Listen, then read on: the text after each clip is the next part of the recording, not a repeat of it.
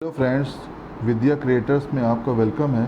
और आज हम बहुत इम्पॉर्टेंट एक टॉपिक लेके आए हैं जिसमें हम ये जानेंगे कि ओजोन होल या ओजोन छिद्र क्या है और किस प्रकार से ये सोसाइटी के लिए, किस प्रकार से हमारी यूनिवर्स के लिए फ़ायदेमंद है और क्यों इसके छेद में जो बढ़ोतरी हुई थी क्यों ये कम हुआ।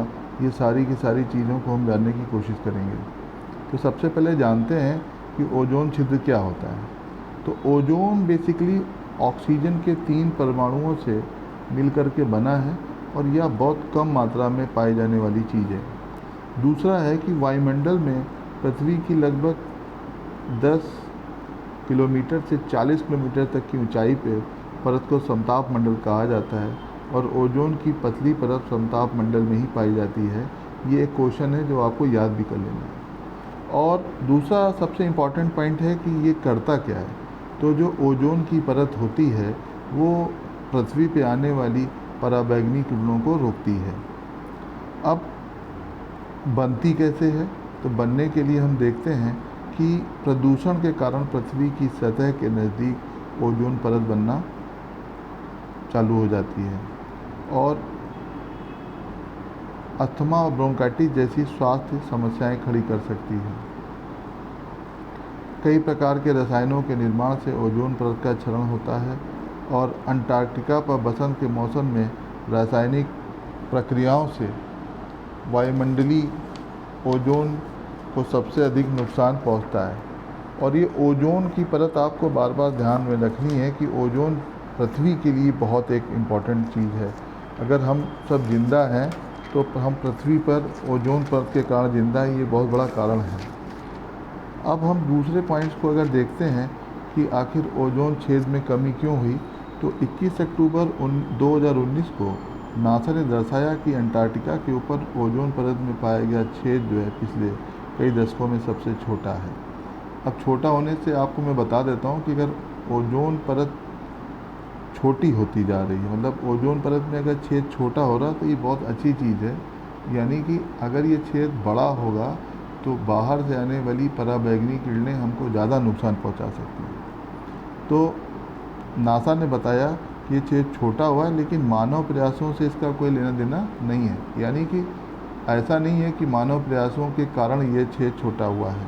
अब ये छेद छोटा क्यों हुआ? तो ओजोन परत में सितंबर एवं अक्टूबर 2019 के दौरान अंटार्कटिका पर 1982 के बाद सबसे छोटा ओजोन छिद्र देखा गया। 8 सितंबर 2019 को वार्षिक ओजोन छिद्र का आकार 16.4 मिलियन वर्ग किलोमीटर था, जो बाकी सितंबर तथा अक्टूबर 2019 के बीच 10 मिलियन वर्ग किलोमीटर से कम आकार तक सिकुड़ गया था। अंटार्कटिका के ऊपर वातावरण में मौसम के पैटर्न असामान्य रहे हैं। इस वर्ष तापमान बहुत अधिक था, जिससे ध्रुवीय समताप मंडल वाले बादल बनते हैं और ये बादल ओजोन क्षय प्रक्रिया को सीमित कर लंबे समय तक बने रहते हैं। हालांकि नासा ने कहा इस वर्ष ओजोन परत की स्थिति देख के ये नहीं कहा जा सकता कि वायुमंडल में ओजोन का क्षरण कम हो रहा है। तो ओजोन को समझने के लिए आपको वातावरण को समझना बहुत ज़रूरी है। और इसी के साथ ये जो पॉइंट है इसको ये भी देखते हैं कि भारत ने इसके लिए क्या किया है। तो 1993 के बाद से संयुक्त राष्ट्र विकास कार्यक्रम ने भारत सरकार द्वारा ओजोन को नष्ट करने वाले पदार्थों को कम करने और बहुपक्षीय परियोजनाओं में 40 मिलियन अमेरिकी डॉलर का निवेश करने में महत्वपूर्ण भूमिका निभाई थी। संयुक्त राष्ट्र विकास कार्यक्रम द्वारा सहयोग के परिणामस्वरूप भारत ने ओजोन परत के क्षय के लिए जिम्मेदार क्लोरोफ्लोरोकार्बन, कार्बन टेट्राक्लोराइड और हेलान के उत्पादन एवं खपत को पूरी तरह से बंद कर दिया है। इस प्रकार भारत ने इस वैश्विक पर्यावरणीय मुहिम में महत्वपूर्ण भूमिका निभाई है।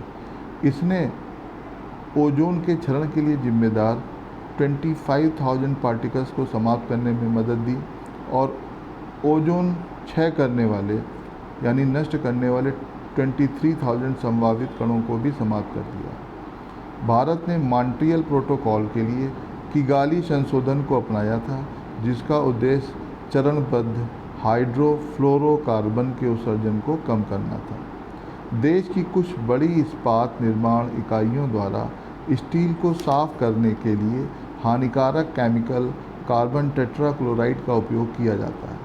अब ये सारी की सारी जो फैक्ट्रीज़ हैं ये टेट्राक्लोरोथीन का इस्तेमाल करेंगी और जो कि पर्यावरण के लिए कम हानिकारक है।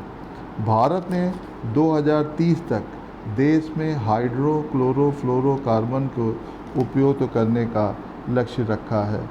तो ये जो चीज़ें हैं ये भारत की सरकार की तरफ से बहुत इम्पॉर्टेंट एक रोल प्ले किया गया है इसमें, और अगले चैप्टर में हम लोग एक नई चुनौती को लेकर के सामने आएंगे। तब तक के लिए थैंक्स।